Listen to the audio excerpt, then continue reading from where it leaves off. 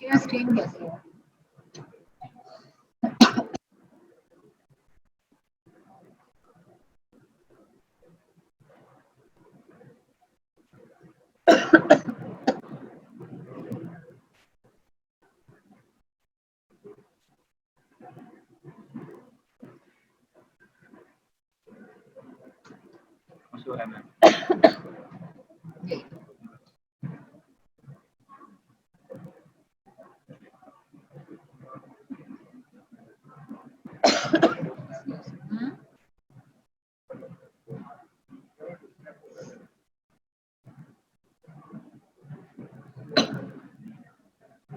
जरा मैं बात सुनो, मैं चैट शेयर कर दूं उनके साथ।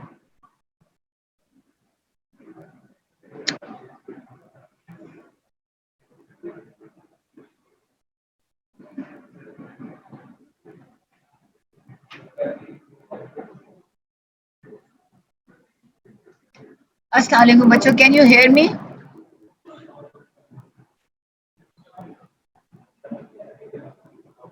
जी बेटा चैट ऑन कर दो जरा।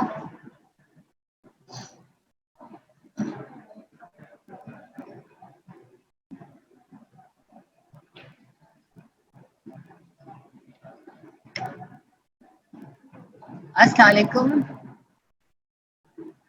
जी बच्चों क्या हाल है आपका?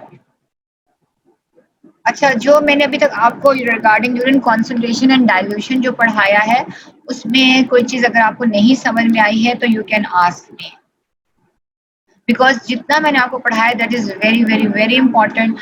उसमें से एमसीक्यूज बहुत आते हैं एंड एससीक्यू भी डेफिनेटली ज़रूर आता है। Any question?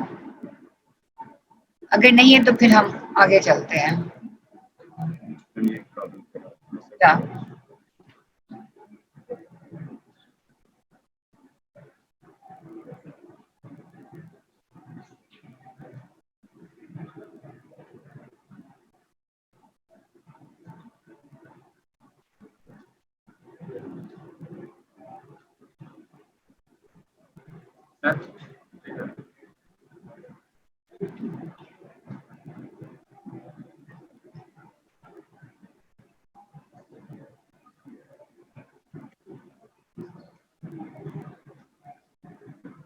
क्या मसला क्यों आ रहा है?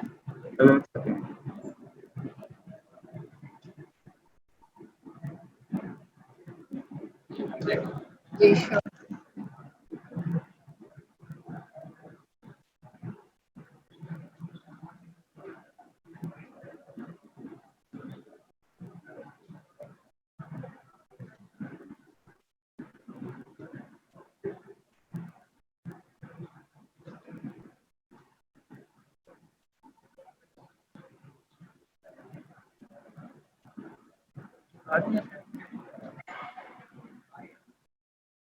हो गया connect?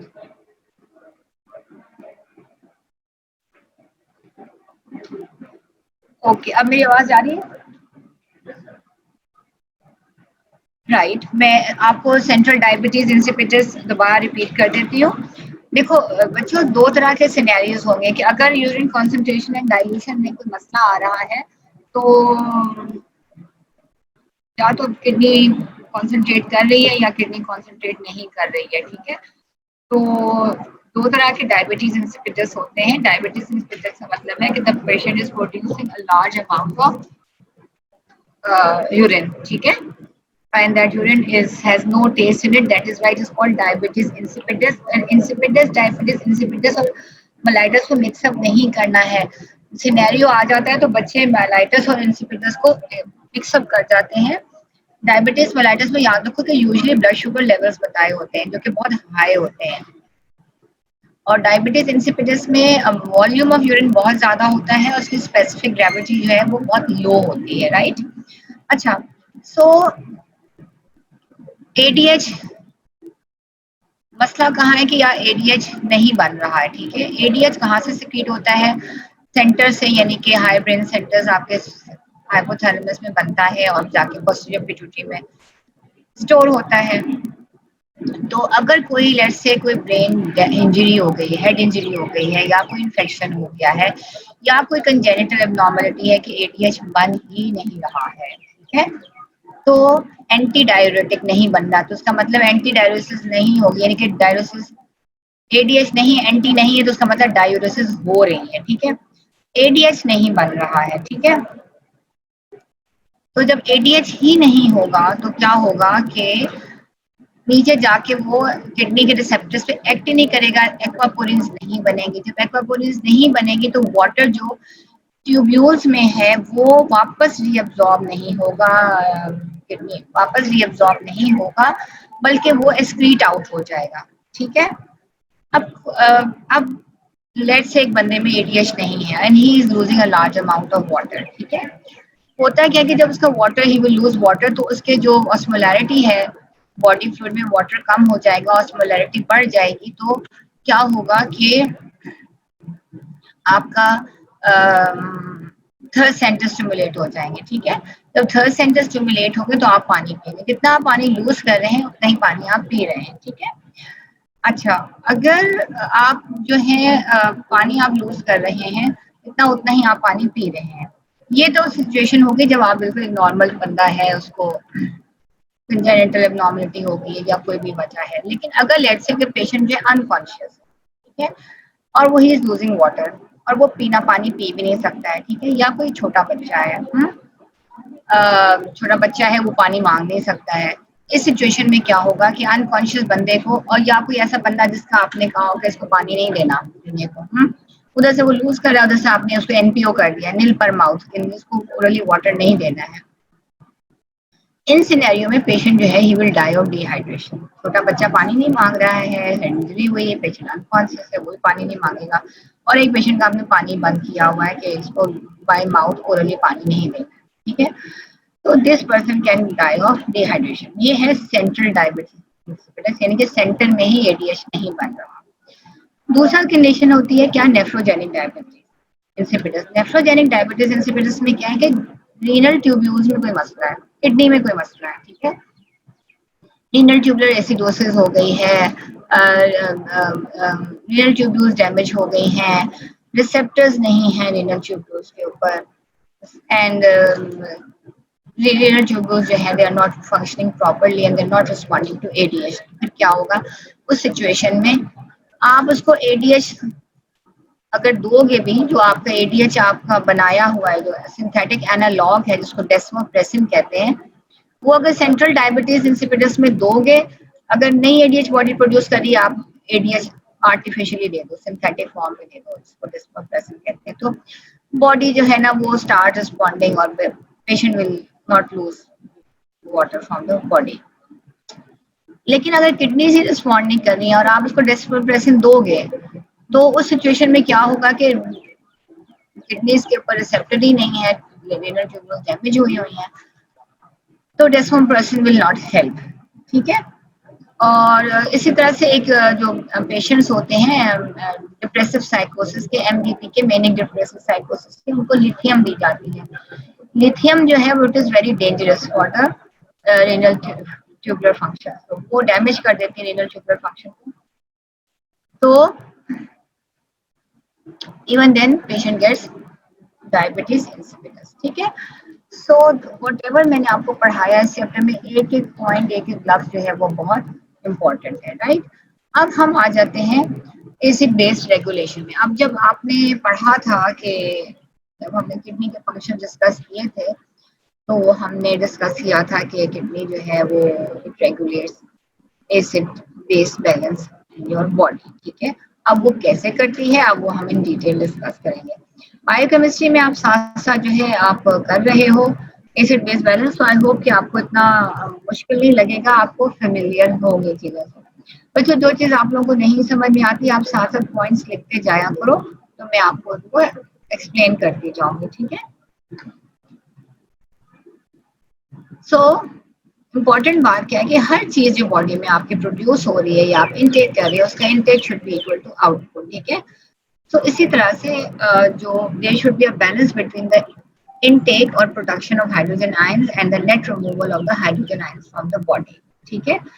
So if whatever hydrogen ions which are being produced in your body, या आप orally ले रहे हो, ठीक है, that intake should be equal to the net removal of hydrogen ions from the body to achieve homeostasis. Right, आपको याद है कि हमने ये बात की थी कि जब हमने फर्स्ट चैप्टर में पढ़ा था कि एसिड्स का जो कंट्रोल है level in the body should be is very closely monitored because of minute changes in the acid levels they will disturb the enzyme functions in your body and they will damage your body.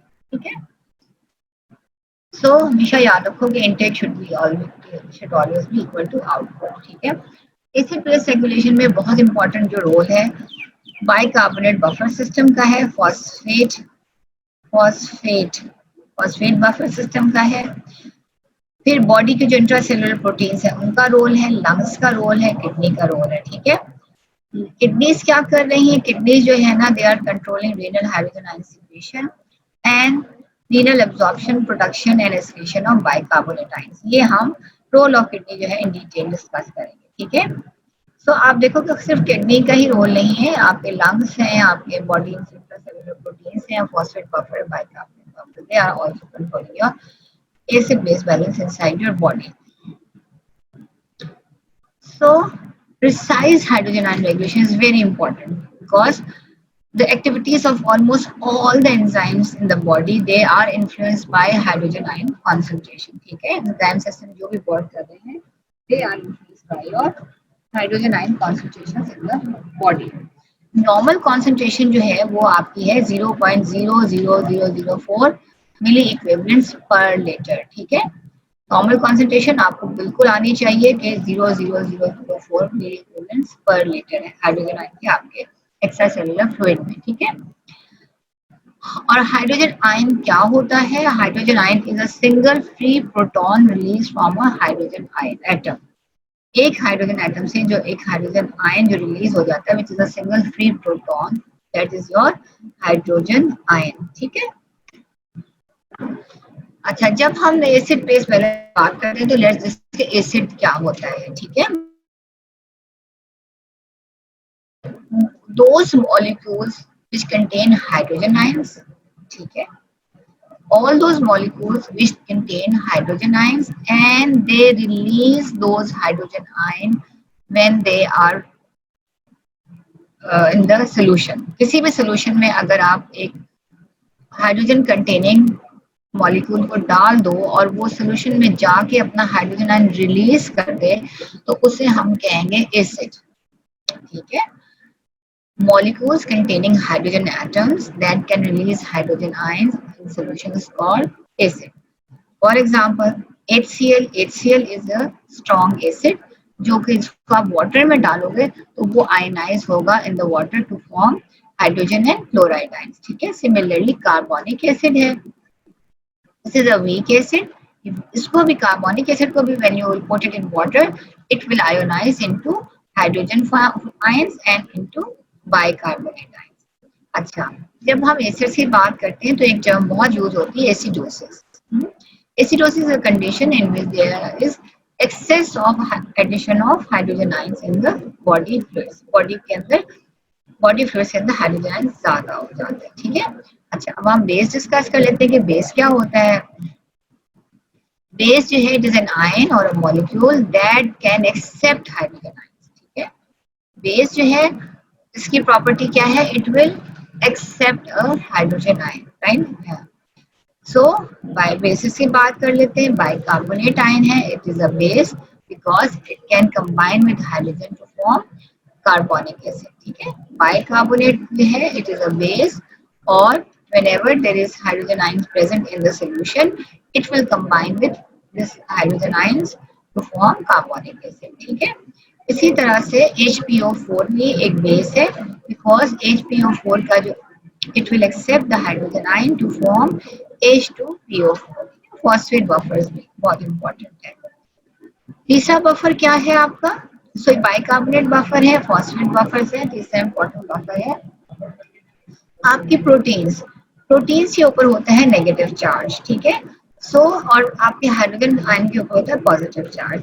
तो आपके जो negatively charge proteins हैं वो भी attract कर लेते हैं और बफर कर देते हैं आपके एसिड को. ठीक है, so proteins bicarbonate ions phosphate buffers and bicarbonate buffers, phosphate buffers and the proteins which have negative charge on them, तो वो कंबाइन कर जाएंगे हाइड्रोजन आयंस के साथ। कौन कौन सी प्रोटीन्स हैं? Proteins like haemoglobin in the red blood cells, आपने पढ़ा था जब आपने ब्लड किया था कि रेड ब्लड सेल का रोल है in the control of acid base, regulation of acid base balance, ठीक है। दूसरे प्रोटीन्स कौन सी हैं? Proteins in the cells of the body are among the most important of the body's basis, ठीक है। तो हीमोग्लोबिन भी एक बेस है और आपकी जो प्रोटीन है वो भी एक बेस है, because all of them they have the tendency to accept hydrogen ions, ठीक है। The proteins in the body, the hemoglobin, bicarbonate, phosphate buffers, they all have the ability to accept hydrogen ions, ठीक है। अच्छा, अब basis की बात कर ली तो हम अब बात कर लेते हैं एल्कलीज की। एल्कलीज का भी फंक्शन बेसिस वाला ही है, ठीक है। सो एल्कली होती क्या है? एल्कली जो है एक्चुअली उसके अंदर एक मेटल होता है लाइक सोडियम, पोटेशियम, लिथियम, और वो प्रेजेंट होता है, it is combined with a highly basic ion such as hydroxyl ion, ठीक है, राइट। हाइड्रोक्सिल आयन जो है वो बेस है, राइट। तो एल्कली भी बेसिकली एक बेस है। फर्क सिर्फ ये है कि एल्कली के साथ जो है ना एक मेटल लगा हुआ, चाहे वो सोडियम का हो, चाहे पोटेशियम का हो, चाहे लिथियम का हो। It is attached to a highly basic ion which is called the hydroxyl ion, ठीक है। और इस हाइड्रोक्सिल आयन की प्रॉपर्टी क्या है? वही बेस वाली है कि this hydroxyl ion can it reacts quickly with the hydrogen ions, ठीक है। सो एल्कली और बेसिस दोनों की एक ही प्रॉपर्टी है कि both of them they react with the, they are negatively charged, so the both of them they have the ability to react with the hydrogen ion. What is alkalosis? Excess removal of hydrogen from the body fluids, ठीक है। Acidosis में excess addition of hydrogen ion in the body, and alkalosis में क्या है? Excess removal of hydrogen from the body fluids, ठीक है। अच्छा, अब हम स्ट्रॉन्ग एंड वीक एसिड्स की बात कर लेते हैं। स्ट्रॉन्ग एसिड्स वो जो होते हैं उनको अगर सोल्यूशन में डाला जाए तो वो रैपिडली डिसोसिएट करते हैं and release large amount of hydrogen, they are called hydrogen, they are called strong acids, और एग्जांपल है हाइड्रोक्लोरिक एसिड, ठीक है। Weak acids वो होते हैं कि when they are put in a solution form, they dissociate into hydrogen ions, but with less vigor, come dissociate होते हैं as compared to strong acid, ठीक है। जैसे कार्बोनिक एसिड है, कार्बोनिक एसिड भी एसिड है, but it is a weak acid because when it is present in the solution form, ये इतना ज्यादा dissociate नहीं करता into, and it does not release that much amount of hydrogen ions in the solution, ठीक है, as compared to hydrochloric acid.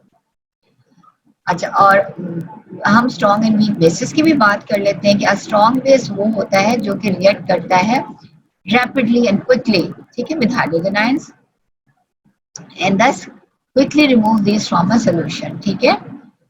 सो एक strong base जो है वो उसकी क्या प्रॉपर्टी होती है कि it reacts quickly and rapidly removes the hydrogen ion from the solution. Example क्या है? हाइड्रोक्सिल आयन जो कि reacts with hydrogen ions to form water. Hydroxyl ion कहाँ होते हैं? आपके हाइड्रोक्सिल आयंस आपके एल्कलीज में थे, एल्कलीज में जो हाइड्रोक्सिल आयंस है वो स्ट्रांगली रिएक्ट करते हैं हाइड्रोजन टू फॉर्म वाटर, ठीक है। और वीक बेस क्या होता है? वीक बेस होता है लाइक बाइकार्बोनेट आयन, ठीक है। Bicarbonate ion because it binds with the hydrogen ions much more weakly than does OH, ठीक है।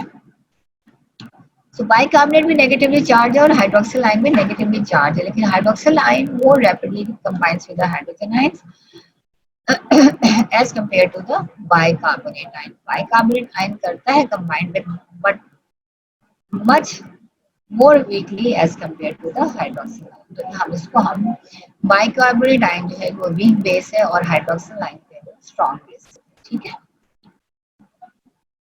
Most acid and bases in the extracellular fluid that are involved in normal acid-base balance are weak acids and bases, ठीक है। आपके extracellular fluid के अंदर acids भी पड़े हुए हैं और बेसिस भी पड़े हुए हैं, ठीक है, लेकिन दोनों एसिड्स और बेस जो है वो आपकी वीक है, वीक एसिड्स एंड बेसिस। ठीक है, which are responsible for acid base regulation. They are present in the extracellular fluid. They are responsible for the normal acid base regulation and they are called weak acids and weak bases. उनका नाम क्या है? Carbonic acid और bicarbonate ions, ठीक है, carbonic acid and bicarbonate base, right. अच्छा,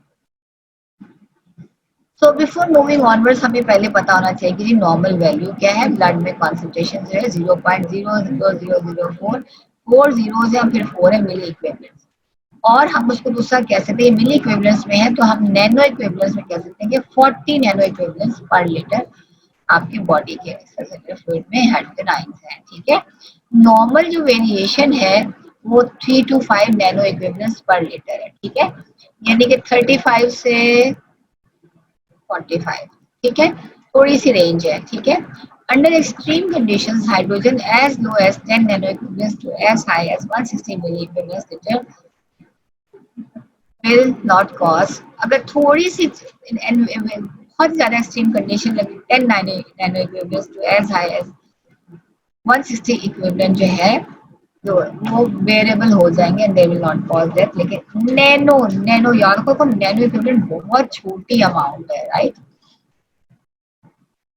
अच्छा, ये आपने इक्वेशन आपने देखी होगी कि बहुत ज्यादा must have come across, pH is equal to log into 1 over H plus.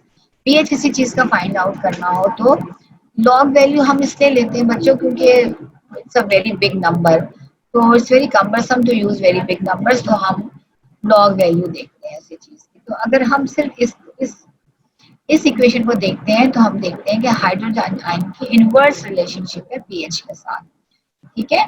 ये अगर पीएच ज्यादा होगा तो हाइड्रोजन आयन कम होंगे और पीएच अगर कम होगा तो हाइड्रोजन आयन जो है वो ज्यादा होंगे, ठीक है। ये याद रखो हमेशा कि पीएच की हमेशा इनवर्स रिलेशनशिप होती है हाइड्रोजन आयंस के साथ, राइट। इस इक्वेशन को जो है अगर हम थोड़ा सा मनूवर करें तो क्या होगा, अगर हम हाइड्रोजन आयंस को ऊपर ले आएंगे तो लॉग जो प्लस लॉग था उसकी वैल्यू हो जाएगी माइनस लॉग, जब हाइड्रोजन को ऊपर लाएंगे तो प्लस लॉग जो है वो हो जाएगा minus log. So P H is equal to minus log into H plus, ठीक है।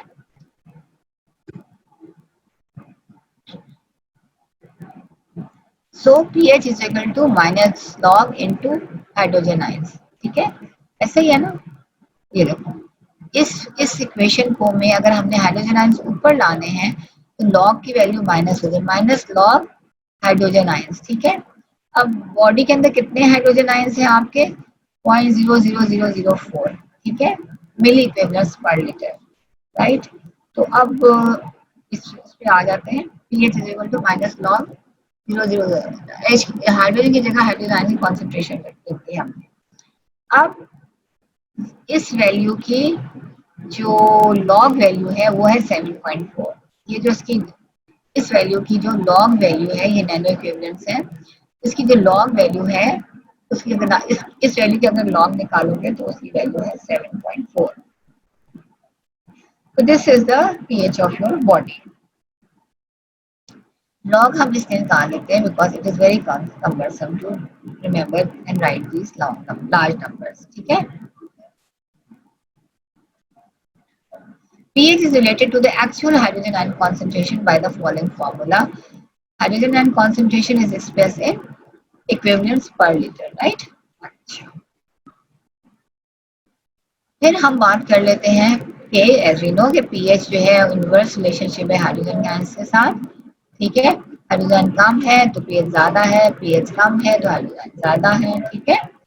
फिर बॉडी के अंदर नॉर्मल बॉडी आर्टीरियल ब्लड का पीएच जो है वो 7.4,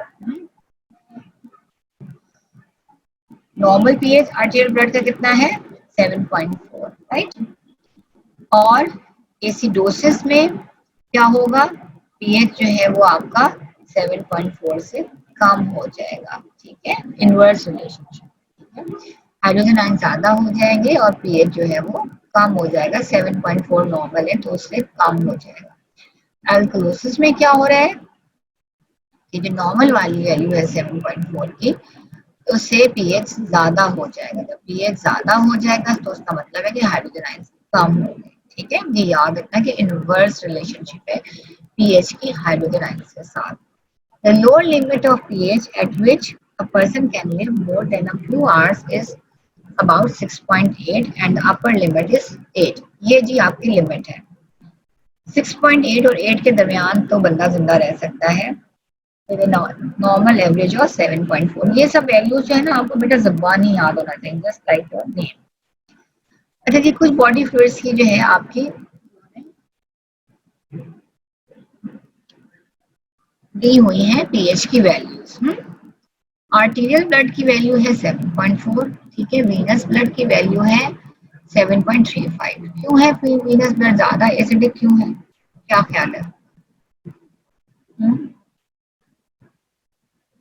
सोचो। वीनस ब्लड में why venous blood is more acidic? Venous blood जो है ज्यादा एसिडिक इसलिए है बिकॉज उसके अंदर कार्बन डाइऑक्साइड ज्यादा होती है, ठीक है।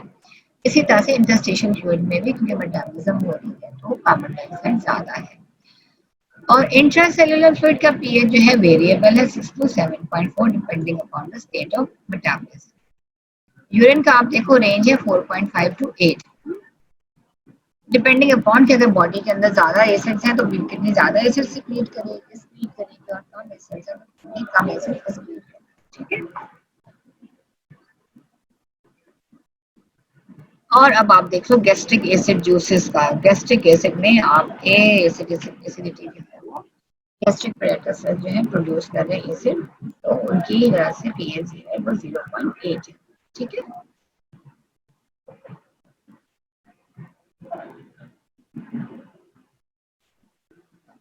So always remember, if there is hypoxia of the tissues and poor blood flow to the sheet tissues can cause acid accumulation and decrease intracellular pH। ठीक है, याद है हमने शॉक में भी पढ़ा था कि whenever there is hypoxia of the tissues तो लैक्टिक एसिड एक्यूमुलेट होना शुरू हो जाता है, ठीक है। और कार्बन डाइऑक्साइड एक्यूमुलेट होती है तो कार्बनिक एसिड भी बढ़ जाता है। So whenever there is hypoxia of the tissues या blood flow slow हो जाएगा, that will cause acid accumulation and decrease intracellular pH। याद रखना, ठीक है, under abnormal conditions।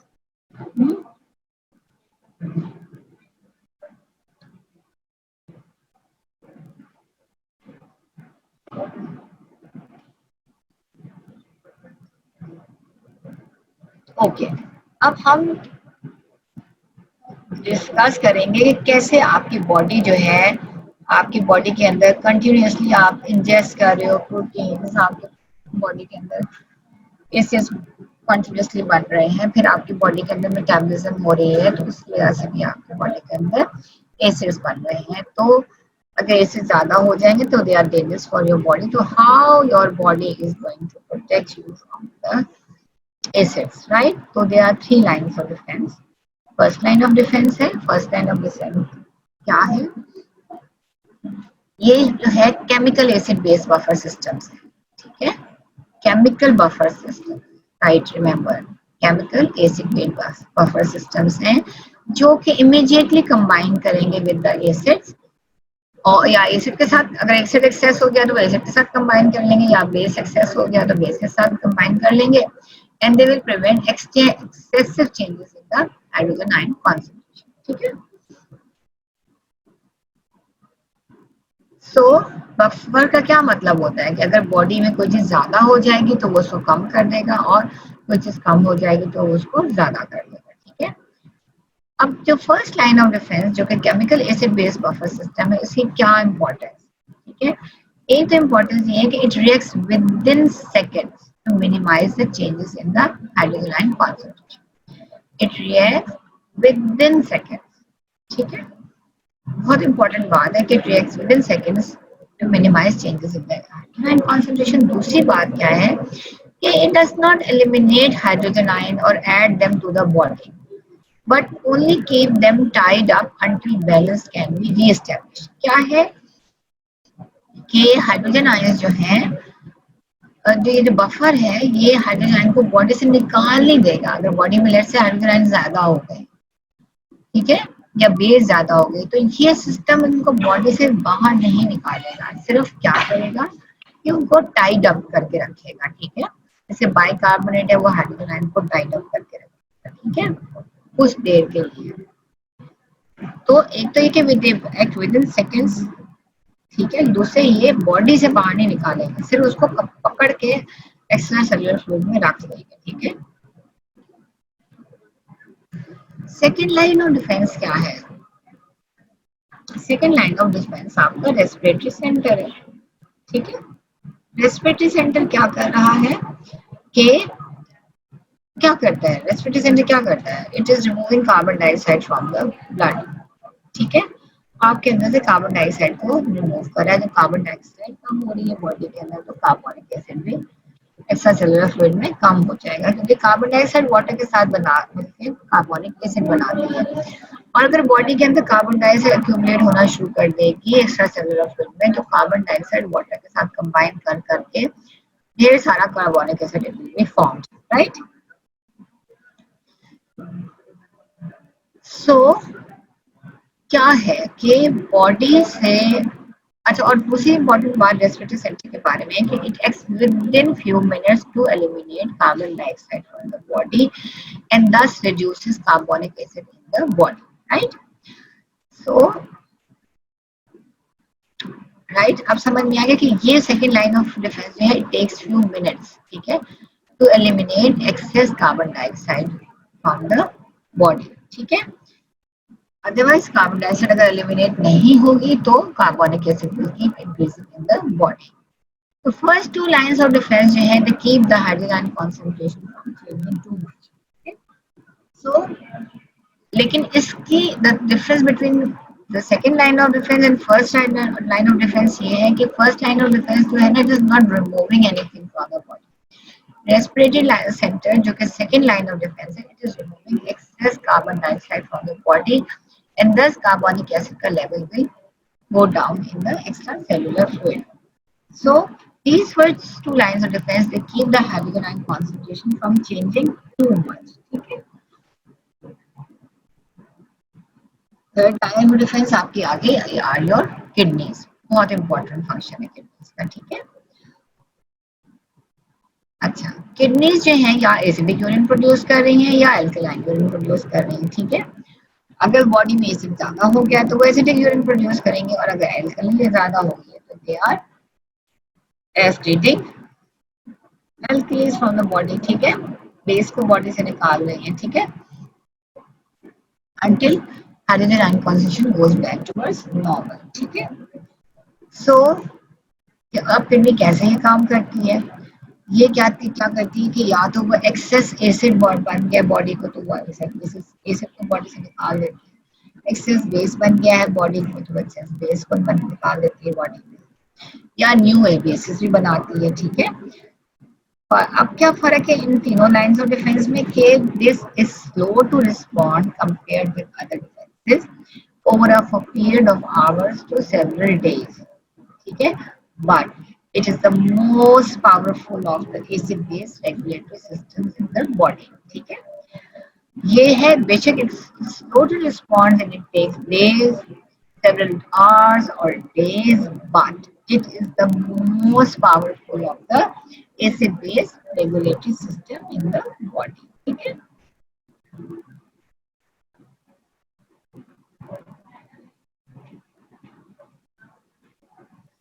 ऑलराइट, सो अब हम जरा सा डिस्कस कर लेते हैं कि बफरिंग कैसे हो रही है बॉडी में, क्या मतलब है बफर का।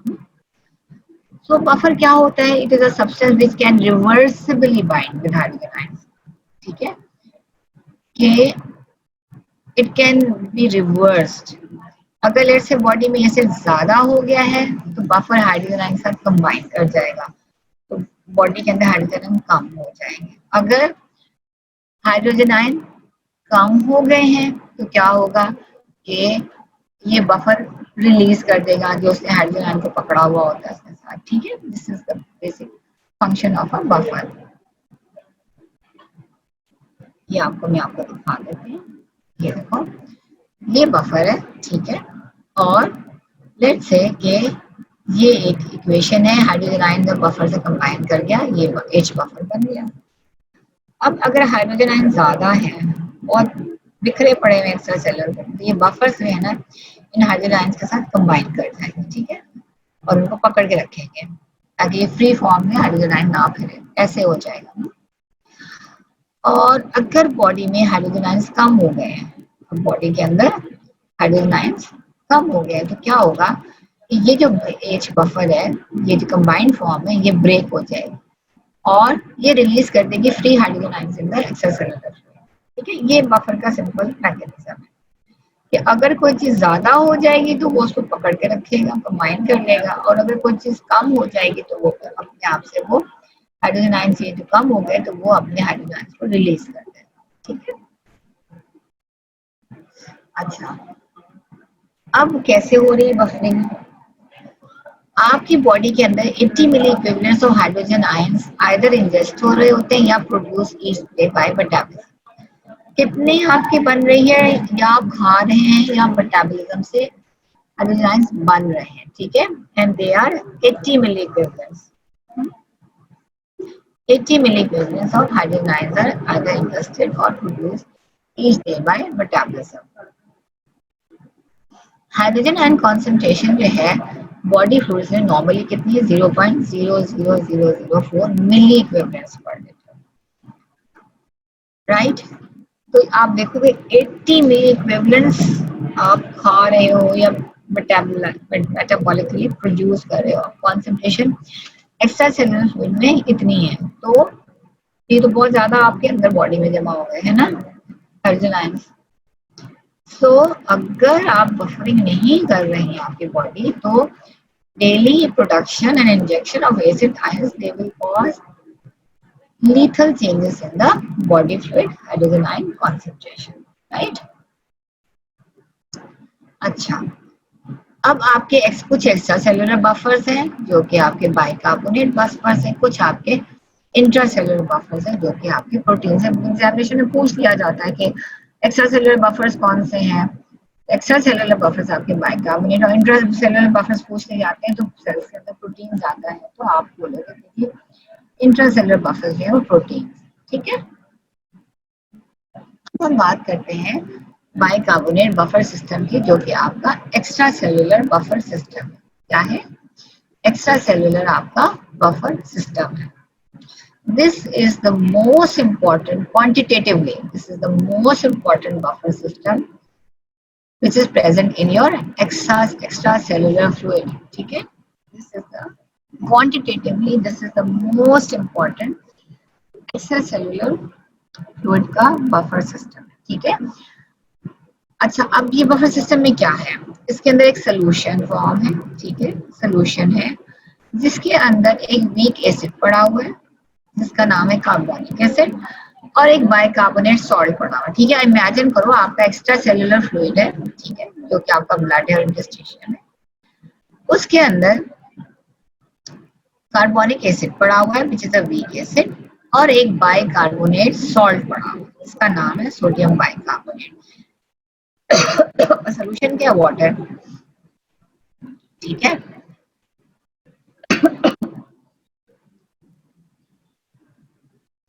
तो बाइकार्बोनेट बफर सिस्टम जो आपके ब्लड के अंदर पड़ा हुआ है उसके अंदर सोल्यूशन जो है वो वाटर है, वीक एसिड है, कार्बोनिक एसिड, और बाइकार्बोनेट सॉल्ट पड़ा हुआ है, ठीक है।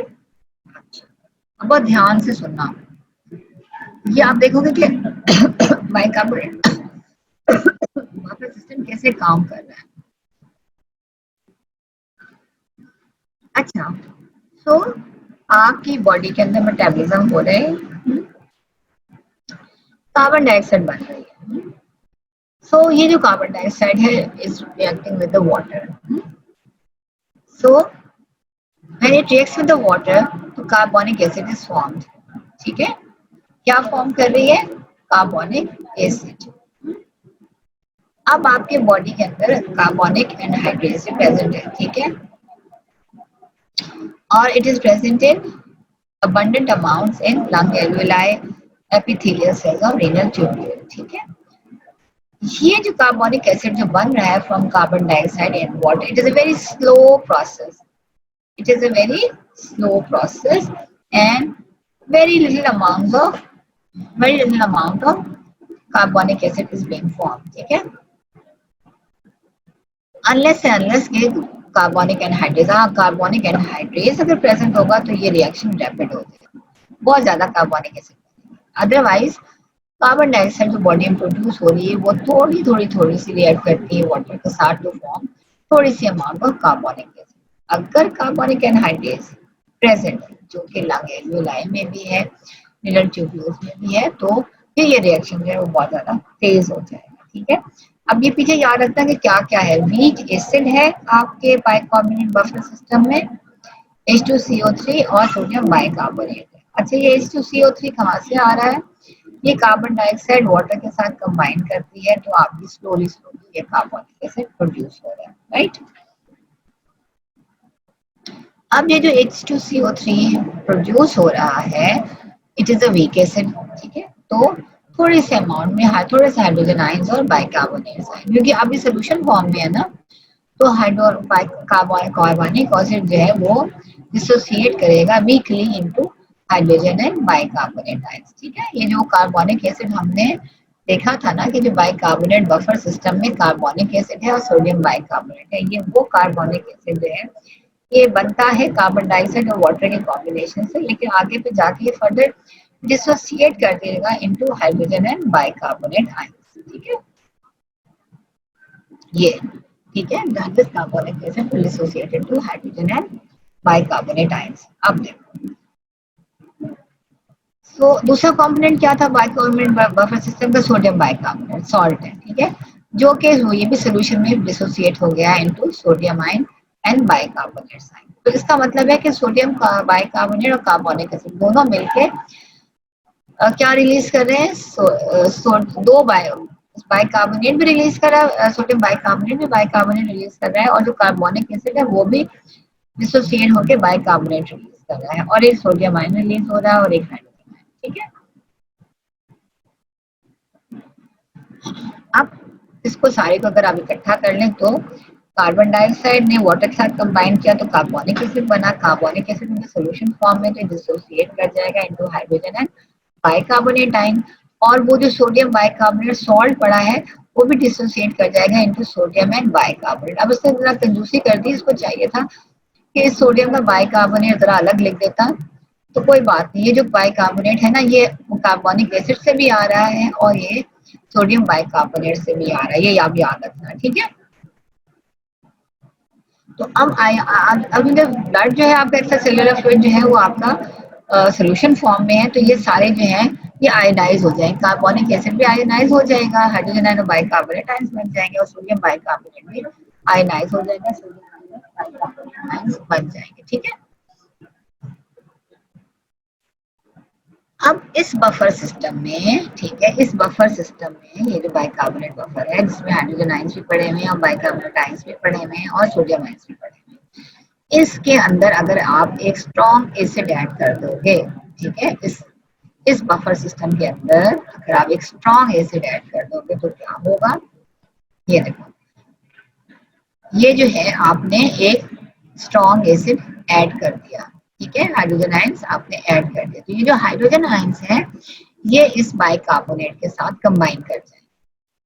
ये जो हाइड्रोजन आयंस है, स्ट्रॉन्ग एसिड है तो बहुत ज्यादा हाइड्रोजन आयन रिलीज होंगे, दिस हाइड्रोजन आयन जो है that will combine with the bicarbonate ions. Bicarbonate ion कहाँ से आए थे? कार्बोनिक एसिड से और सोडियम बाइकार्बोनेट। ठीक है, जो एक्सेस हाइड्रोजन आयंस है वो कंबाइन कर जाएंगे इन बाइकार्बोनेट आयंस के साथ और कार्बोनिक एसिड बन जाएगा। This carbonic acid will then dissociate into carbon dioxide and water। ठीक है, यानी कि ये जो आपके पास आयंस प्रेजेंट है बाइकार्बोनेट बफर सिस्टम के, अगर इसके अंदर एक आप स्ट्रॉन्ग हाइड्रोजन स्ट्रॉन्ग एसिड डालोगे तो वो जो स्ट्रॉन्ग एसिड है वो इन बाइकार्बोनेट्स के साथ कंबाइन करके, ठीक है, एक वीक एसिड बना देगा। इन स्ट्रॉन्ग इन बाइकार्बोनेट के साथ कंबाइन करके एक वीक एसिड बना देगा जिसका नाम है कार्बोनिक एसिड। ठीक है, बन तो फिर भी एसिड रहा है, लेकिन अब इस दफा जो एसिड यहाँ ये समझे हाइड्रोजन लिखा हुआ ना, जहाँ पर HCl है, HCl ने बहुत ज्यादा हाइड्रोजन आयन रिलीज कर दी है। ठीक है, स्ट्रॉन्ग एसिड रिलीज कर दिए। अब ये जो बाइकार्बोनेट बफर सिस्टम में बाइकार्बोनेट पड़ा था ना, उसमें इस बाइकार्बोनेट के साथ कंबाइन करके एक स्ट्रॉन्ग एसिड को वीक एसिड में बना दिया, ठीक है। तो कार्बोनिक एसिड बन गया, और ये जो कार्बोनिक एसिड है ये फिर कन्वर्ट हो जाता है into carbon dioxide and water, ठीक है। It changes into carbon dioxide and water. अब ये जो कार्बन डाइऑक्साइड बन गई वो कहाँ जाएगी, सोचो, ये कार्बन डाइऑक्साइड कहाँ जाएगी?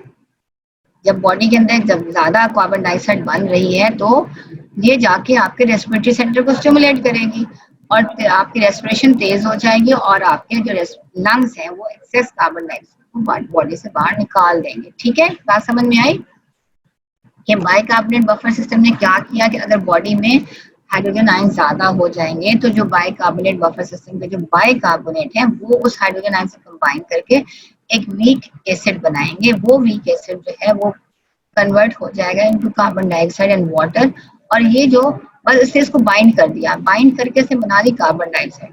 अब इस कार्बन डाइऑक्साइड को बॉडी से निकालना आसान है, बिकॉज ये excess carbon dioxide, it will stimulate the respiratory center and it will increase the rate of respiration and more carbon dioxide will be lost from the body। और ये जो hydrogen ions हैं ज्यादा सारे वो बार बार से कंबाइन करते जाएंगे, कार्बोनिक एसिड बनता जाएगा, कार्बन डाइऑक्साइड बनती जाएगी, और बॉडी लंग्स जो है आपके एक्सेस कार्बन डाइऑक्साइड को बॉडी से बाहर निकाल देंगे। ये वो सिनेरियो है जिसमें अगर hydrogen ion strong acid add हो गया है आपकी बॉडी के अंदर, ठीक है। अब हम बात करते हैं कि दूसरा सिनेरियो क्या है। दूसरा सिनेरियो क्या है कि आपने स्ट्रॉन्ग बेस ऐड कर दी है, आपने स्ट्रॉन्ग बेस ऐड कर दी है अपने किसी बाइकार्बोनेट बफर सिस्टम में, ठीक है। इसमें सोडियम भी है, बाइकार्बोनेट भी, और हाइड्रोजन आयन है, ठीक है। अब स्ट्रॉन्ग बेस क्या थी, वो थी सोडियम हाइड्रोक्साइड। स्ट्रॉन्ग बेस क्या थी, सोडियम हाइड्रोक्साइड। अब सोडियम हाइड्रोक्साइड ने बहुत सारे हाइड्रोक्सिल आयंस रिलीज किए, वो जो हाइड्रोक्सिल आयंस है वो जाके कंबाइन कर जाएंगे आपके बाइकार्बोनेट आयन से, ठीक है। तो बन जाएगा सोडियम बाइकार्बोनेट। क्या बन जाएगा, सोडियम बाइकार्बोनेट बन जाएगा, ठीक है। सोडियम बाइकार्बोनेट जो है एक वीक बेस है, ठीक है। Hydroxyl ions from the sodium hydroxyl will combine with carbonic acid to form additional bicarbonate ions, ठीक है। So weak base sodium bicarbonate replaces strong base sodium hydroxide, ठीक है। यानी कि ये जो H2CO3 जो ब्रेकअप हुआ था HCO3 में और हाइड्रोजन आयंस में, क्या है कि सोडियम हाइड्रोक्साइड का ये जो वाटर है आपका हाइड्रोक्सिल आयन वो इस H2CO3 के साथ कंबाइन करके बाइकार्बोनेट के साथ कंबाइन करके सोडियम बाइकार्बोनेट बनाएगा। Sodium bicarbonate is a weak base. अब जब ये वीक बेस बन गया, ठीक है, तो क्या होगा कि ये देखो यहाँ पे क्या हो रहा है कि मोर एंड मोर कार्बन डाइऑक्साइड जो है वो कार्बोनिक एसिड में बन रही है, और ये कार्बोनिक एसिड जो है कन्वर्ट हो रहा है बेस में। तो अगर आप देखो सोडियम हाइड्रोक्साइड यहाँ पे डाल रहे हो, एक बेस डाल रहे हो, तो actually what you are doing, you are removing carbon dioxide from the body, because ये जो कार्बन डाइऑक्साइड है वो कार्बोनिक एसिड बना रही है। कार्बोनिक एसिड जो है वो उस स्ट्रॉन्ग बेस के साथ रिएक्ट करके वीक बेस बना रहा है। तो ये इक्वेशन चल रही है, प्रोसेस चल रहा है।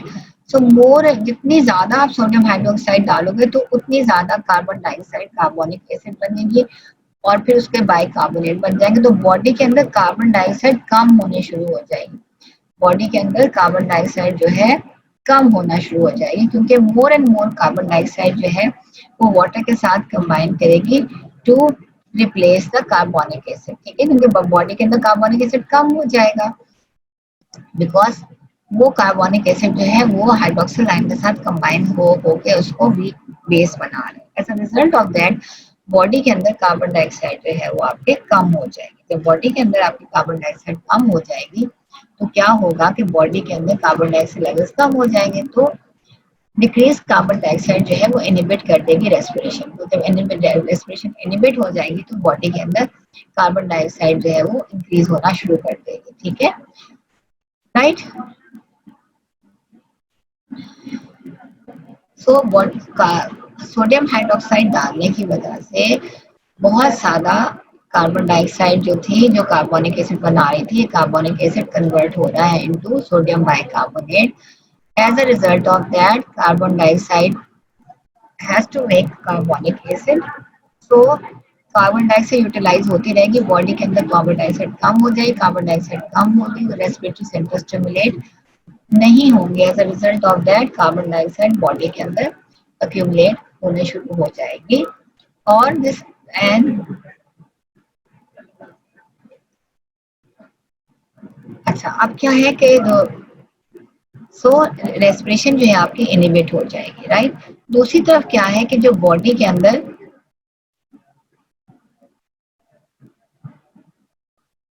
दूसरा सिनेरियो क्या है कि एक तो कार्बन डाइऑक्साइड कम होगी तो रेस्पिरेशन आपकी इनिबिट हो रही है. दूसरे ये जो एक्सेस बाइकार्बोनेट बन रहे हैं ये कहाँ से रिमूव होंगे, ये कैसे रिमूव होंगे? They will be remove by the kidneys, they will be excreted out by the kidneys. ठीक है. सो अगर एसिड ज्यादा हो रहे हैं बॉडी के अंदर, ठीक है, अगर बॉडी के अंदर एसिड ज्यादा हो रहा है, ये वाला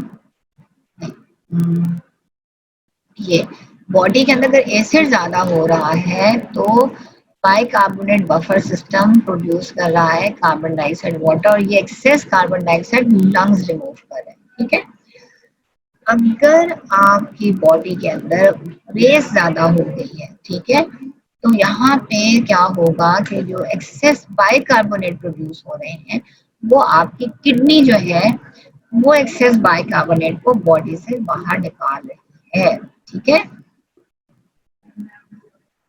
The rise in the bicarbonate in the blood that occurs is compensated for by increased renal excretion of bicarbonate ions. ठीक है. यानी कि ये देखो, आपको यहाँ पे आप देखो कि आपने सोडियम हाइड्रोक्साइड डाली है तो कार्बोनिक एसिड के साथ इसने कंबाइन करके बाइकार्बोनेट्स बढ़ा दिए हैं. अब ये जो है more and more carbon dioxide आ रही है और सोडियम बाई कार्बोनिक एसिड बन रहा है, वो कार्बोनिक एसिड को न्यूट्रलाइज कर रहा है आपका सोडियम और सोडियम बाइकार्बोनेट बन रहे हैं. ठीक है. तो अब देखो यहाँ पे दो चीजें हो रही हैं. एक तो कंटिन्यूसली या कार्बन डाइऑक्साइड आपकी यूज अप हो रही है और वीक बेस बन रही है. कार्बन डाइऑक्साइड आपकी कंटिन्यूसली यूज अप हो रही है और वीक बेस बन रही है. ठीक है. यहाँ कार्बन डाइऑक्साइड कम हो गई है और यहाँ पे कार्बोनिक एसिड बाइकार्बोनेट ज्यादा हो गए हैं. एक्सेस बाइकार्बोनेट्स जो है ना वो किडनी बॉडी से बाहर निकाल देगी और यहाँ पे जो कार्बन डाइऑक्साइड कम हो गई है तो उसकी वजह से रेस्पिरेशन लंग्स जो है वो डिप्रेस हो जाएंगे, तो एक्सेस कार्बन डाइऑक्साइड बॉडी से बाहर नहीं निकलेंगे. तो अब यहाँ पे आप देखो लंग्स भी काम कर रहे हैं, हेल्प कर रहे हैं, और आपके किडनीज भी हेल्प कर रही हैं. यहाँ पे एक्सेस बाइकार्बोनेट जो है वो किडनी बॉडी से रिमूव कर देगी. जितने भी एक्सेस वीक बाइकार्बोनेट बन रहे हैं वो बॉडी से किडनी एक्सक्रीट कर देगी, और ये जो कार्बन डाइऑक्साइड कम हो गई है वो रेस्पिरेशन लंग्स जो है रेस्पिरेशन को कम कर देंगे ताकि कार्बन डाइऑक्साइड वापस अपने नॉर्मल लेवल पे आ जाए. ठीक है. हाँ जी. Okay, so I will stop here.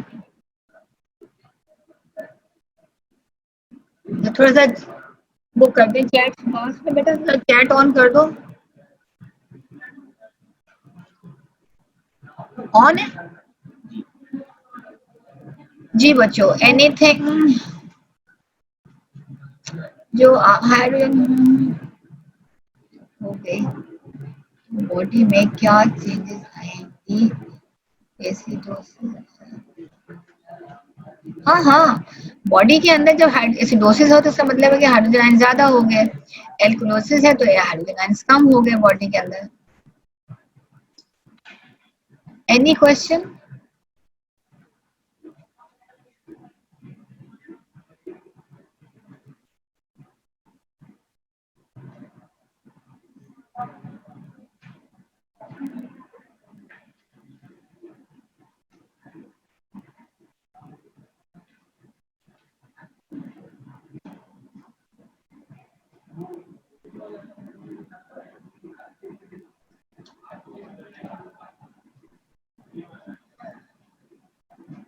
हाँ लेकिन देखो अब क्योंकि बहुत ज्यादा बन रही है, ठीक है, अब जो है ना क्योंकि वो सोडियम बाइकार्बोनेट बन गया ना, आपके बाइकार्बोनेट क्योंकि हाइड्रोक्सिल आयन डाला हुआ है ना, तो उसने यहाँ पे कार्बोनिक एसिड के साथ कंबाइन करके तो बहुत ज्यादा बाइकार्बोनेट्स बना दिए हैं, ठीक है। तो वो इतने ज्यादा हो गए हैं कि वो तो हाइड्रोजन आयन के साथ तो कंबाइन करने के अब इतने ज्यादा हो गए हैं, तो हाइड्रोजन आयन के साथ इतने वो कंबाइन नहीं करेंगे एज कम्पेयर के वो सोडियम बाइकार्बोनेट बना देंगे।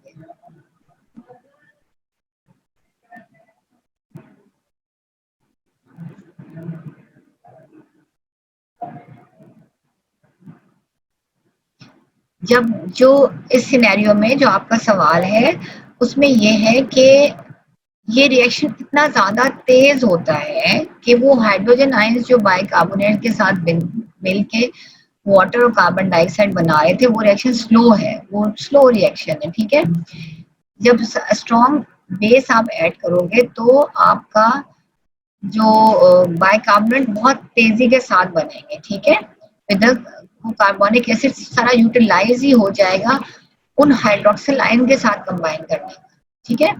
तो वो हाइड्रोजन और बाइकार्बोनेट की कॉम्बिनेशन इतनी इफेक्टिव नहीं रह जाती क्योंकि हाइड्रोक्सिल आयन जो है ना वो ज्यादा तेजी के साथ कंबाइन करेंगे with the bicarbonate ions as compare to कि वो हाइड्रोजन के साथ कंबाइन करें, ठीक है।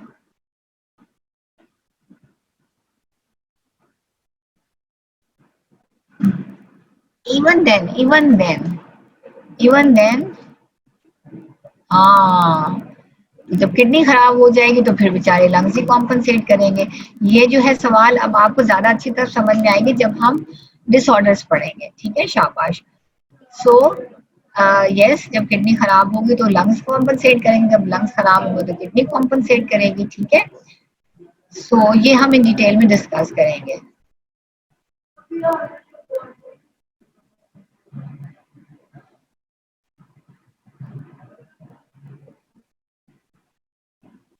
ठीक है, मैं आपको इसका जवाब दूंगी कल, मैं आपको ये दोबारा फिर दिखाती हूँ इक्वेशन और आपका ये जवाब के आप मुझसे ये पूछना चाह रहे हो।